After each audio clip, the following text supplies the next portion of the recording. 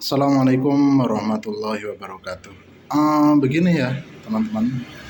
Sebelumnya perkenalkan, nama saya Tono, saya dari LPK Indo Japan Tulungagung. Jadi akhir-akhir ini kan banyak sekali kegaduhan. Kegaduhan ini karena adanya berita yang menyebutkan bahwasanya Jepang akan menghapuskan program magang ya. Ini program magang yang saat ini sudah berjalan dari tahun 1990 berapa itu, 3 atau berapa. Kebetulan saya magang itu masih baru ya, belum lama. Itu akan dihapuskan.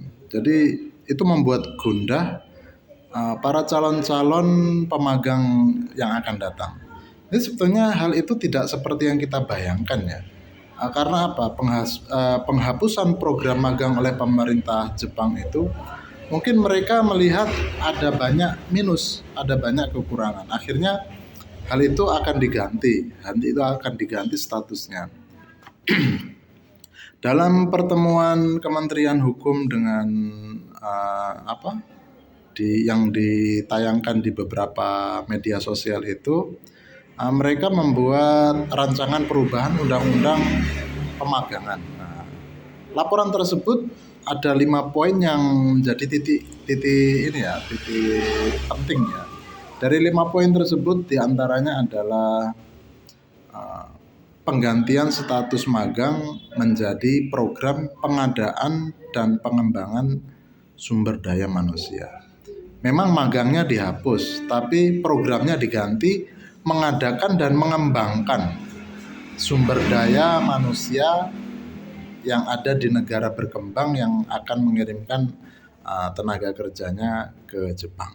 Jadi bukan dihapus total terus nanti diganti dengan hal-hal yang berat dan lain sebagainya, tidak seperti itu. Ini hanya mengganti dengan nama program pengadaan dan pengembangan sumber daya manusia. Tetap ada program tersebut tetap ada. Memang betul magangnya diganti. Kemudian poin yang berikutnya adalah bidang dan jenis kerja yang nantinya akan diikuti oleh peserta program pengadaan dan pengembangan SDM ini disesuaikan dengan kebutuhan tenaga visa kerja, yaitu Tokutegino. Ada 14, kalau nggak salah 14 bidang kerja itu nanti agar nantinya yang mengikuti program pengadaan dan pengembangan SDM itu begitu lulus 3 tahun bisa langsung mengikuti Tokutegino, program Tokutegino atau visa kerja seperti itu. Kemudian poin yang nomor 3 adalah memberikan peserta bisa berpindah perusahaan. Karena selama ini kan magang itu 3 tahun itu hanya di satu perusahaan, tidak bisa berpindah perusahaan. Jadi ini yang akan dirubah, undang-undangnya akan dirubah, boleh peserta program pengadaan dan pengembangan SDM ini akan berpindah perusahaan kaisa, itu diperbolehkan. Itu poin yang ketiga. Kemudian poin yang keempat, yang penting yang ini ya, pindah ke kaisa atau perusahaan itu sesuai dengan bidangnya yang sudah dia ambil. Kemudian yang keempat adalah peran organisasi pengawas dalam pemagangan itu akan diadopsi memberikan syarat sertifikasi yang lebih ketat dan mencabut izin organisasi pengawas yang tidak menjalankan tupoksinya dengan benar.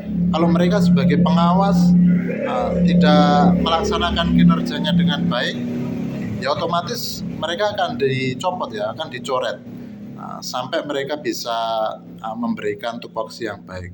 Tugas pokok dan fungsinya sebagai dewan pengawas, organisasi pengawas itu sampai bisa dijalankan dengan baik, baru kemungkinan dia akan mendapatkan kembali surat izinnya.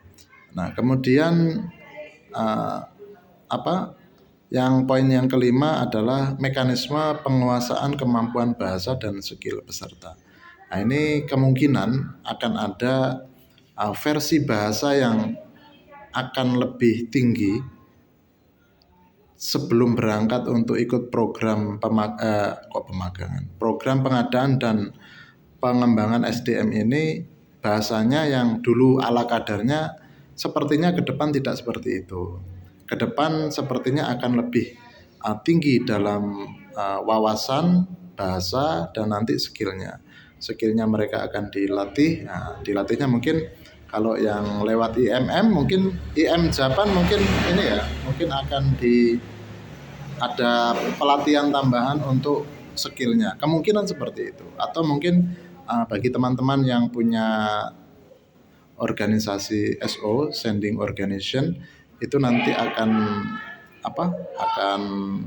punya tambahan jam untuk melatih peserta yang akan berangkat untuk program pengadaan dan pengembangan SDM, harus memberikan ruang dan waktu dalam masalah skill calon peserta. Saya pikir seperti itu ya. Kemudian untuk LPK mitra yang lain yang bekerja sama dengan